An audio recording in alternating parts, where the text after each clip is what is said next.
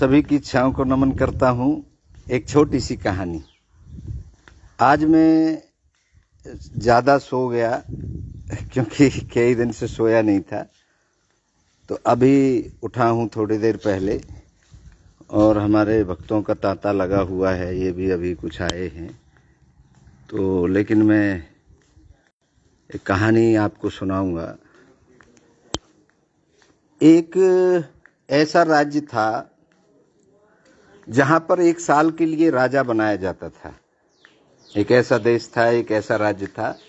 आओ जी, आओ शर्मा जी, स्वामी जी की जय हो। मैं जब सुना है। अच्छा, अरे बैठो बैठो, मैं थोड़ी कहानी पूरी करता हूँ। थोड़ी कहानी। आ जाओ। तो एक राजा था और एक राज्य था, राजा नहीं। वहां पर एक रूल था कि रैंडमली पब्लिक में से कोई भी राजा बन सकता है एक साल के लिए।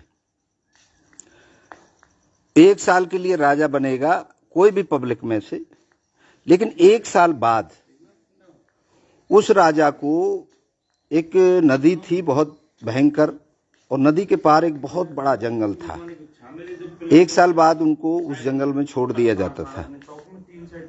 अब वो जो जंगल में छोड़ दिया जाता था उनको, तो वहां पे शेर बघेर और जानवर जंगली थे, वो खा जाते थे।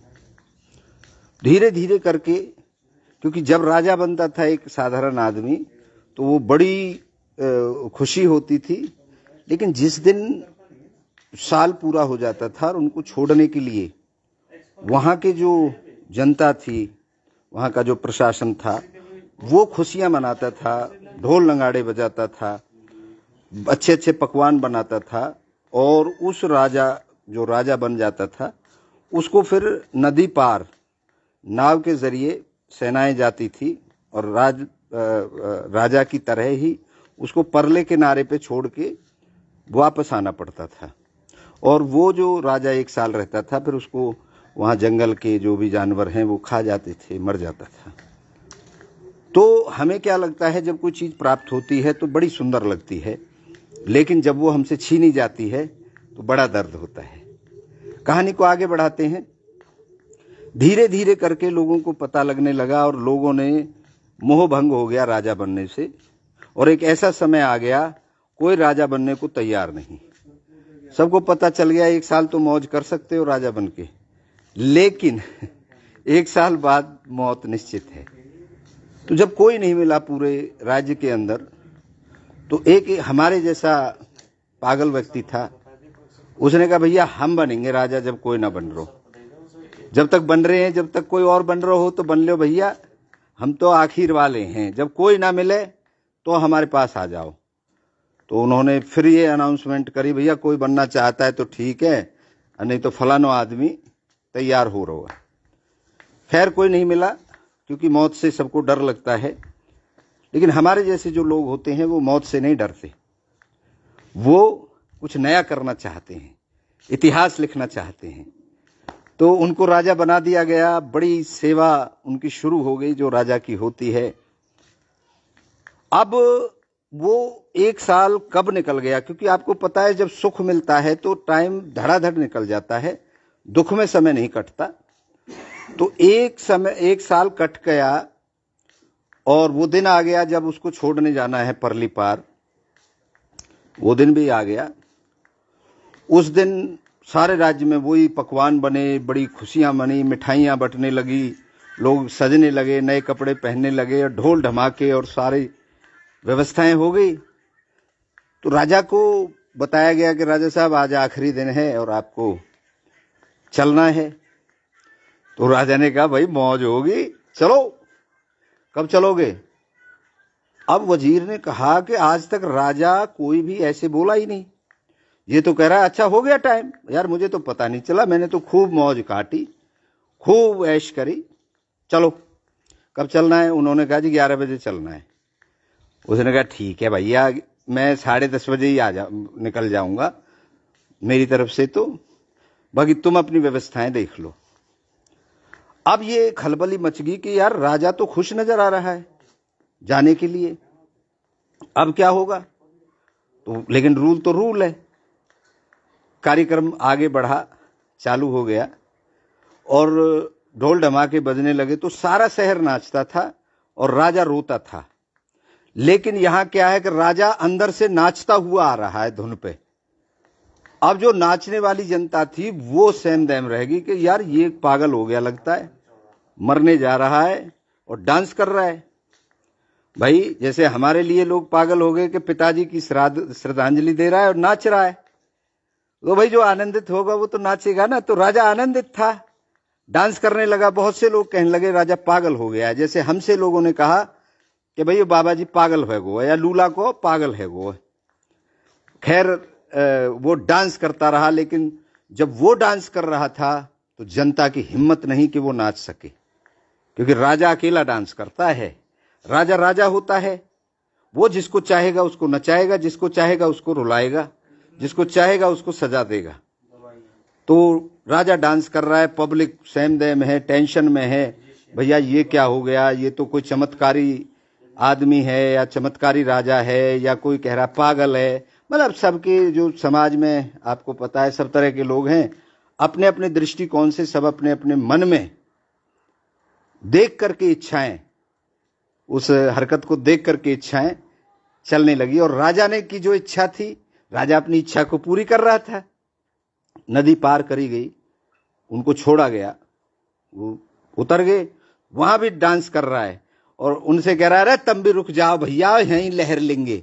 वो कहे मरवावे को हमें, उस सेना फेना सब वजीर फजीर सब उल्टे भग गए, कोई बात नहीं। अब 1 महीने बाद नया राजा आ गया। फिर ये पूछा गया कि भाई आज तक के इतिहास में कोई भी राजा इतना खुश नहीं रहा, इसके पीछे क्या राज है, इसका पता लगाओ। तो गुप्तचर विभाग को भेजा गया जंगल में, और गुप्तचर विभाग जब लौट करके आया, उसने जो रिपोर्ट दी वो हैरान करने वाली थी। वो जो रिपोर्ट थी वो हैरान करने वाली थी कि भैया मामला गड़बड़ है। जैसे हमारे एक भक्त ने लिखा था, जब हमने पिताजी की श्रद्धांजलि का पोस्ट किया तो उन्होंने लिखा मामला गड़बड़ है, कोई फिक्स एविडेंस नहीं है। अब फिक्स एविडेंस मिल गए, पिताजी आ गए हमारे। तो खैर कहानी पे लौटते हैं हम। गुप्तचर विभाग ने जो बातें बताई, उसके बाद में वहां एक टीम गठित करी गई, और यहां का राजा जो था वो स्वयं उस टीम के साथ वहां गया। तो जब वहां गए उनकी पूरे सिस्टम के साथ, तो वहां जाकर के देखते हैं ये जो महल है, ये जो राज है, इससे भी तगड़ा राज, तगड़ा महल उस जंगल में उन्हें दिखा। तो राजा पतो लगी भैया ऐसे ऐसे वो पुराने राजा राज्य वाले राजा आ रहे हैं। तो राजा का फर्ज बनता है कि मेरे दरवाजे कोई आए तो स्वागत करें। तो ढोल नगाड़ों से उनका स्वागत किया गया, और राजा साहब खुद आए, नंगे पैर भगे भगे, अरे भैया आ जाओ आ जाओ आ जाओ, क्योंकि राजा तो राजा है भैया, क्योंकि सबने सेवा करी है, तब ने मेरी 1 साल वहां, और त्यारी वजह थे यूं महल बने हुए। अब वो बहुत चक्के रह गए, जी हमारी वजह से कैसे महल बने हुए। रेवन की चूतियाओ, अब तक जितने राजा हुए या दुनिया में वो सारे पागल है। मैं तो जिस दिन तुमने राजा बनाया, जिस दिन उस राज्य ने राजा बनाया, तो सबका मालिक कौन हो गया, मैं हो गया। अब मालिक क्या कर सकता है, ये उसको अपनी पावर पता होनी चाहिए। तो मेरी पावर ये थी, मैं किसी को भी कोई भी ऑर्डर दे सकता हूं। तो मैंने बाहर से एक ठेकेदार बुलाया, एक इंजीनियर बुलाया, और उसको खजाने से पैसा दे दिया कि उस जंगल को काट करके वहां इससे भी कई गुना बेहतर महल बना दे, क्योंकि मुझे पता था कि 1 साल बाद मुझे वहां जाना है, मुझे वहां पहुंचना है। तो मैंने वो तैयारी, अब मुझे थोड़ी रोज जाना है, वो तो उसको 6 महीने में तैयार करके देना है। उसने 6 महीने बाद मुझे रिपोर्ट दे दी कि महाराज सब टनाटन है, वहां प्रजा भी है का इंस्टॉल कर दी, वहां लोग भी पहुंचा दिए, वहां आपके राज की कुर्सियां वुर्सियां जो भी सिस्टम है। उसने कहा इस राज्य से बेहतर होना चाहिए। उसने कहा बेहतर होगा जी। तो भाई जब पावर होती है आदमी के पास, तब भी अगर वो इस्तेमाल ना कर पाए तो धिक्कार है। और हम तो वो राजा हैं, हमारी तो इच्छा अंदर से उठती है।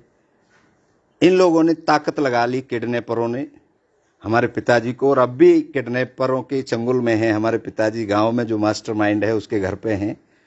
वो हमारी जमीन लेना चाहता है, हमारी जमीन को अपने नाम कराना चाहता है। हमारे पिताजी को एक जिद बता रखी है कि जो जमीन इसके नाम है, गांव की, आश्रम की, जो भी है, क्योंकि हमारा जो प्रोजेक्ट आ रहा है उस प्रोजेक्ट को लेकर के इन लोगों में खलबली मची हुई है कि भैया बाबा जी को तो नाम है जागो दुनिया में, इतना बड़ा प्रोजेक्ट यहाँ पर आ रहा है। इसलिए बड़ी, और यहाँ पर 2-3 लोग और शामिल हैं जो पहलवान पहलवान कह के लोगों को डराते हैं, वसूली करते हैं। एक को तो हमारे यहाँ के जाटवों ने हाथ काट दिया, उसकी बेचारे की शादी भी नहीं हुई, जो ज़्यादा बोल रहा था उस वीडियो में, वो भी शामिल है। एक गोपी पहलवान कहता है अपने आप को, अनपढ़ आदमी है, वेल्डिंग का काम करता है, मंदिर के पैसे को खाता है, यहाँ से पूरा गांव उसको गाली देता है, लेकिन वो पंच बन रहा है। एक मास्टरमाइंड वो लड़का है, अपने आप को वकील कहता है या नहीं है पता नहीं, वो मेरे से 5 लाख रुपए ले गया। 1 करोड़ रुपए जो मेरे बाप के खाते में है, मेरे बाप के उसमें कब्जे में है, उसको खा रहा है।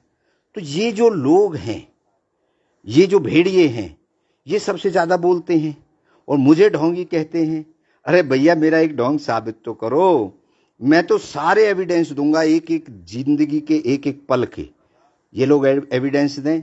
मेरे पिताजी से हमारी बात हो रही है पुलिस में, हम प्लानिंग के साथ काम करते हैं, योजना के साथ करते हैं, बताते नहीं है किसी को कि हम वहां जा रहे हैं जी, वहां जा रहे हैं। राजा ने बताया थोड़ी था वहां महल बनाया जा रहा है।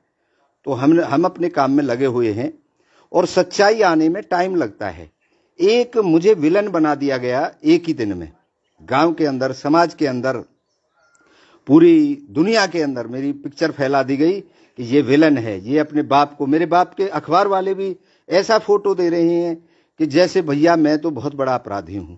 मैंने वीडियोस बना के डाली हैं अपने इन पे चैनलों पे, आप उनको चेक करें, देखें और खुद जा करके प्रूफ लें। मैंने जिन लोगों के नाम बताए उन लोगों के पास जाएं। गांव का गांव है असावटा गांव, असावटे गांव में जाएं और बुजुर्गों से पूछें जिन्होंने मुझे पाला है, मेरे को लाड किया है, मेरे को प्यार किया है। उनसे पूछें मेरी माँ के बारे में, मेरे बारे में पूछें, मेरा जीवन कैसा रहा, मैंने क्या किया वहां पे, मैं गुंडा था, बदमाश था या कमेरा था। उनको पूछे मैं 13 साल की उम्र से ट्रैक्टर चलाता था, 20 एकड़ की जमींदारी में अकेला करता था। अब करके दिखा दो कोई 13 साल का बच्चा, 14 साल का बच्चा। तो मैंने संघर्ष का रास्ता चुना है, मेरी माँ ने संघर्ष का रास्ता चुना है। और संघर्ष जो लोग करते हैं ना, उनको कभी भी दुनिया के अंदर टाइम लगता है। अब मुझे विलन बना दिया, अब हर आदमी मेरी तरफ ऐसे देख रहा है। और इससे पहले भी ये तो विलन अब लोगों को पता चला है। मैं गांव के अंदर विलन बना हुआ था। क्यों? अरे बाबा भगा रहा, क्यों जमीन लूट ली फलानो। एक वो गोपी कह रहा है सौटे इंते मारा है जी, सौटो तो हमारे घर में नो है, बर्धन की कभी मैंने खेती करी ना, ठीक है। सौटे इंते मारा है, वो किडनैपर है, वो किडनैपिंग में शामिल है गोपी पहलवान। और गांव के मंदिर का, शिव मंदिर जिसमें पंचायत थी, उसका मुखिया रहा। और अब जब उसकी मुखियापना छिन गया है, अब चिल्लाता घूम रहा है, अब कावड़ लाता है, कावड़ के नाम पे लोगों से पैसे ऐंठता है, खून चूसता है और उससे अपने घर को पालता है। एक मेरा अपना भाई था, अब तो वो उसका मर्डर हो गया, उदयवीर, मेरे ताऊ का लड़का था। उसको बहका करके, वो थोड़ा वैसा टाइप का था, खुले विचारों का, तो उसको बहका करके और एक वेल्डिंग की दुकान खोल ली पार्टनरशिप में। मैं काम करूंगा, तू पैसा लगा दे। उसे तो वेल्डिंग आती नहीं थी, फिर उसको ब्लैकमेल करके वो वेल्डिंग की दुकान खुद हड़प ली। और उसने कहा भाई भाड़ में जाए, मुझे तो वेल्डिंग जब ना आवे भैया तू ही रख ले। उसका जो अनपढ़ आदमी, गंवार आदमी, जिसको ये नहीं पता कि दुनिया में हो क्या रहा है, सिर्फ वो मेरे को छाती ठोक के कह रहा है मो बताओ को हम महामंडलेश्वर बने हो। अरे मैंने कब कहा है? आज तक मेरे मुंह से नहीं निकला मैं महामंडलेश्वर हूं। मैं हूं स्वामी राजेंद्र देव महाराज, मेरा नाम आप कहीं भी चेक करो, स्वामी राजेंद्र देव महाराज हूं मैं, मंडलेश्वर हूं ही नहीं। मेरी पत्नी है महामंडलेश्वर। ये तो फिर तेरे से सर्टिफिकेट लेना पड़ेगा। मुझे ढोंगी कह रहे हैं, मुझे दुष्ट कह रहे हैं। इन लोगों को मैं, आप सब समाज हैं, ये तो कुछ बिके हुए लोग होते हैं, हर गांव के अंदर होते हैं।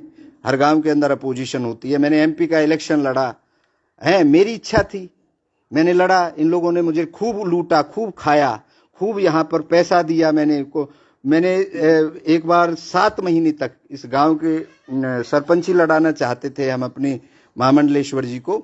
उस समय ये लोग मेरे से कोई भांग के नाम पे, ये सुरजन पहलवान ये कम से कम 20,000 रुपये मेरे से 2-2, 3-3 हजार रुपये लेकर के भांग के नाम पर ले गया कि गुरु जी हम तो देखो जी पहलवान आदमी है, भांग पी में है तो ले जाओ भैया, खाओ पियो। मतलब कहने का ये है कि इन लोगों को तो मेरे यहाँ पर गुरुजी भूख लग रही है, बर्फी खानी है, मैंने कहा ले आओ हो तो बाजार से ले पैसा ले जाओ। गुरुजी फलान चीज की जरूरत है, गुरुजी फलान चीज की जरूरत है, गुरुजी लत्ता नो है, मैंने कहा ले मेरे तहमद ले जा। ये लोग हैं। और इनको गांव, हमारा गांव पता नहीं गांव का खून पानी बन गया है, सारा गांव चुप बैठा और ये 3-4 लोग जो गुंडे हैं वो बात कर रहे, मेरे से बदतमीजी कर रहे, मेरी कुर्सी छीन रहे। और गांव का मुखिया जो अध्यक्ष था, अध्यक्ष की जिम्मेदारी बनती है, मैंने पहले बोला था अध्यक्ष जी आपकी जिम्मेदारी बनती है कोई बदतमीजी ना करे। पंचायतें होती क्या हैं, मैं तो इन पंचायतों को नहीं मानता। देखो मेरी बेइज्जती करी गई है, मेरे पे हमला करने की कोशिश करी गई है, मेरी कुर्सी छीनी गई।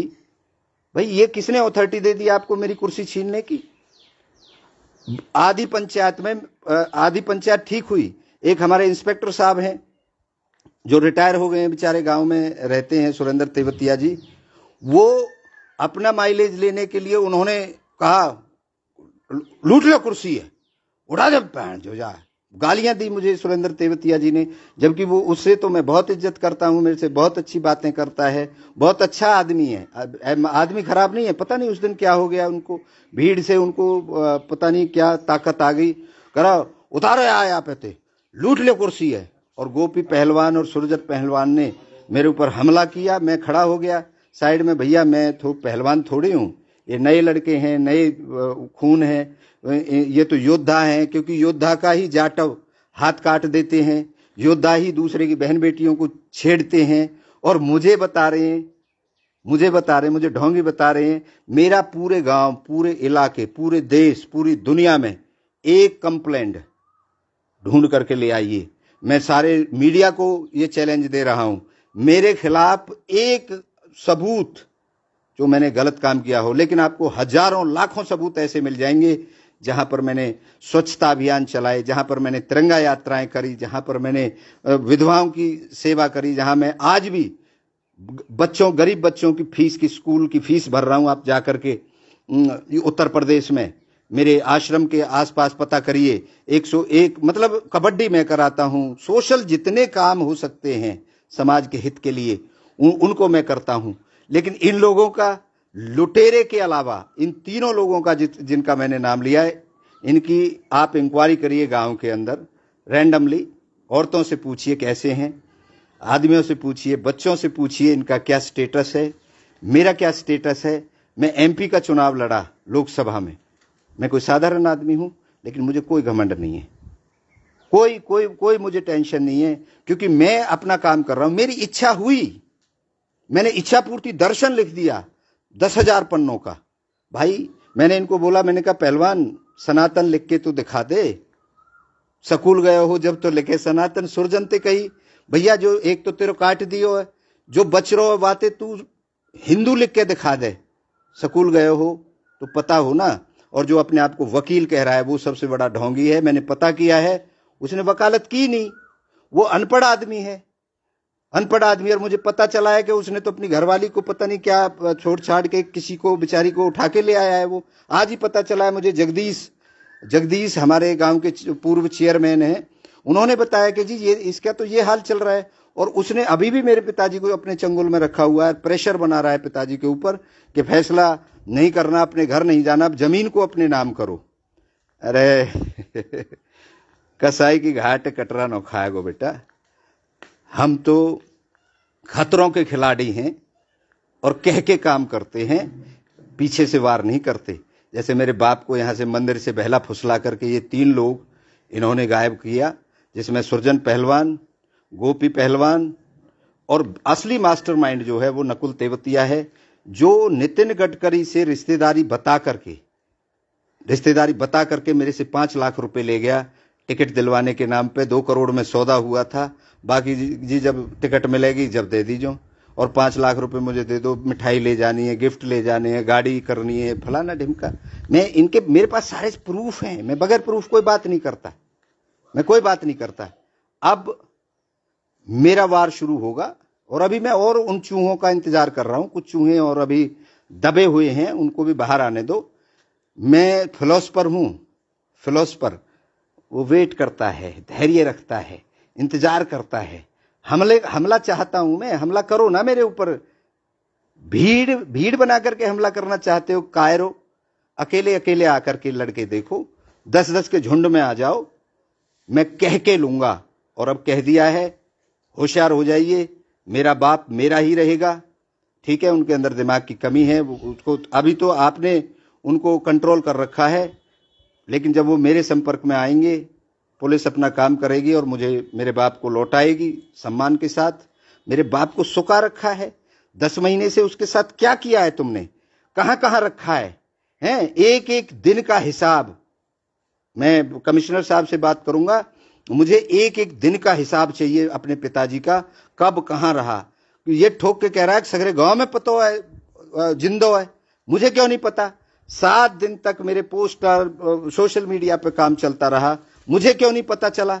लेकिन तभी मेरे ऊपर वहां 100 लोगों की भीड़ खड़ी कर दी गई है, मेरी गाड़ी रोकी गई। गाड़ी रोकने तुमने हिम्मत कैसे हो गई, मेरी गाड़ी को कैसे रोक लिया तुमने। अगर तुम्हें कोई प्रूफ देना था तो मेरे आश्रम पे आते, मेरे से बात करते। मैं तो सब पे % चिन्ह लगा रहा हूं, जितनी भी ये पंचायत थी सब कायर थे, एक ने भी ये नहीं कहा कि ये महाराज जी के साथ क्या अत्याचार हो रहा है? और मैं मर्द हूं, मैं अकेला आया पंचायत के अंदर, नहीं तो मैं कह सकता था मैं नहीं आता, चलो, लेकिन नहीं, मुझे जहां बुलाओगे मैं आऊंगा, क्योंकि मेरे अंदर कोई दाग नहीं है। जिनके अंदर दाग होगा वो लोग कायर हैं, वो पीछे से वार कर रहे हैं। मेरे पिताजी मेरी कमजोर कड़ी है, बाकी मेरे सारे मेंबर योद्धा हैं, लेकिन मेरे पिताजी एक कमजोर कड़ी हैं, और कमजोर कड़ी को लेकर के इस्तेमाल कर रहे हो कायरो हैं।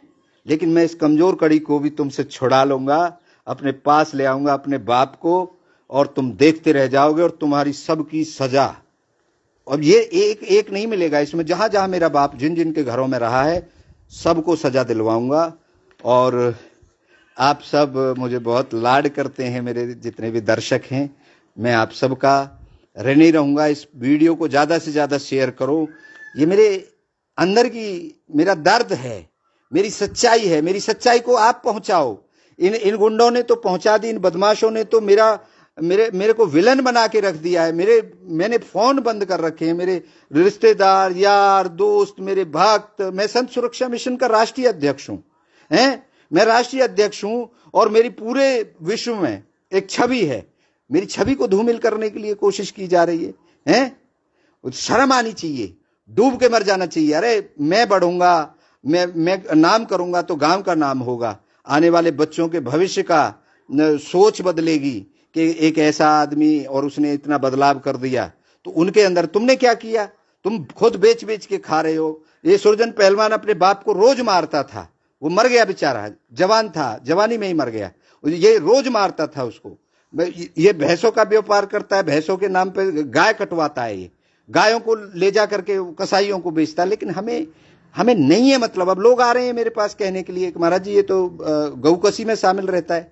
मुझे क्या लेना देना है, सरकार देखेगी, ये गवर्नमेंट का काम है। ये जो गोपी पहलवान है, ये इन कावड़िया के नाम पे, मंदिर के उसके उगाई के नाम पे, भागवत करवाने के नाम पे अपने बच्चों को पाल रहा है। अनपढ़ आदमी है, ये मुकाबला करेंगे हमारा? अरे हम तो साले तूफानों से निकल के आए हैं, और हमें तो मौत का डर नहीं है। मौत का डर साला तुमको होगा। और जब तुम्हारी मन करे, जब तुम्हारी माँ ने अगर दूध पिया है, साढ़े 6-6 महीने के दूध पीने वाले लोग 14 साल तक अपनी माँ का दूध पिया है, बता दूंगा एक एक आदमी को। लेकिन मैं कानून का सम्मान करता हूं, मैं पागल नहीं हूं। कानून के हिसाब से हर उस व्यक्ति को सजा दूंगा जिसने मेरे साथ दगा किया है। वार करूंगा। अब तैयार हो जाओ, अब मेरी बारी है। और जो चूहे हैं वो और निकल के आ जाओ, और इकट्ठे हो जाओ, क्योंकि भेड़ियों का झुंड कभी भी शेर को नहीं रोक पाता। आप सभी की इच्छाओं को नमन करता हूं। आप सबकी जय हो। अरे परमात्मा, अरे क्या हो जाता है यार, ये बंद ही नहीं हो रहा।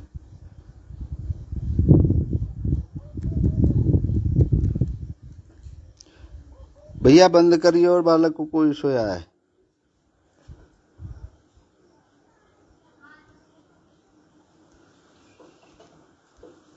तेरी के भैया, ये जब बंद होगा जब है जाग। देखो ये बैठे हमारे भक्त। स्वामी जी की जय हो। गुरु जी के लिए शरण वंदना है। जय हो, जय हो, जय हो। और जी डॉक्टर साहब बढ़िया।